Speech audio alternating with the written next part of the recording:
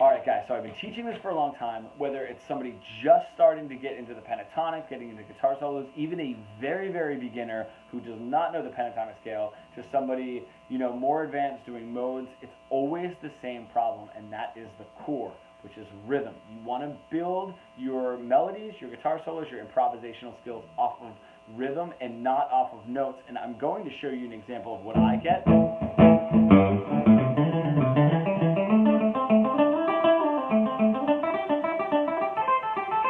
Right? It's just a flood of notes. If we do not have that core, those notes just dilute everything.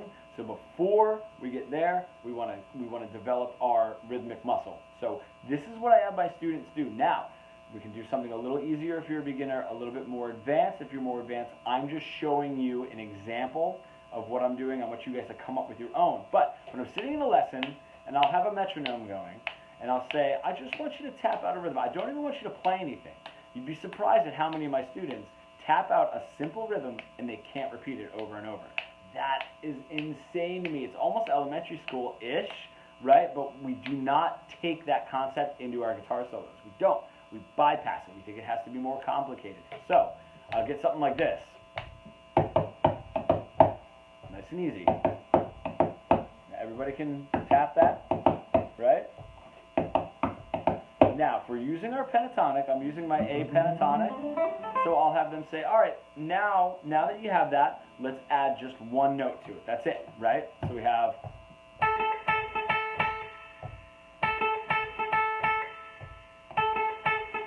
Doesn't sound like anything, right? But it's strengthening up your repetition. Most guitar players are afraid to repeat over and over and over, and they don't understand that repetition and that rhythmic phrasing is what we love about our favorite guitar solos. So just develop that. What you're doing is you're taking a basic concept and you're just bringing it in to this world, to the guitar world, okay? So just that. That's it.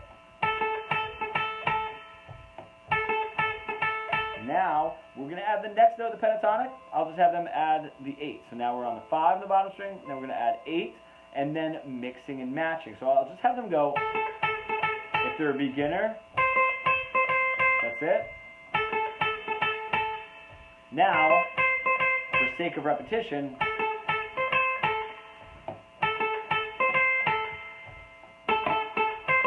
just repeating that, and then I'll say mix.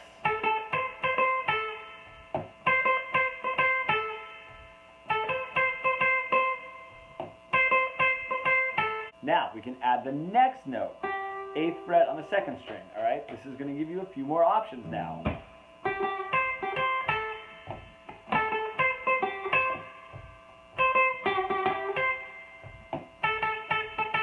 Right? Already, it's starting to sound a little bit like something. That is way closer to...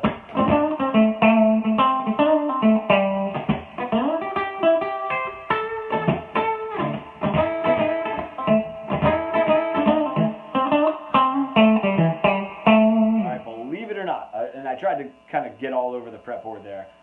That is way closer rhythmically to what I was just doing, rather than, right? And there's this hesitation like, oh man, I'm backing myself into a corner, I need to add more notes to it, and that's just diluting. We want to get back to the rhythm.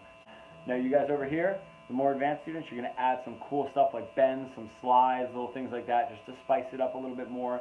Gradually add more notes, all right, and gradually add more rhythm. So if I have,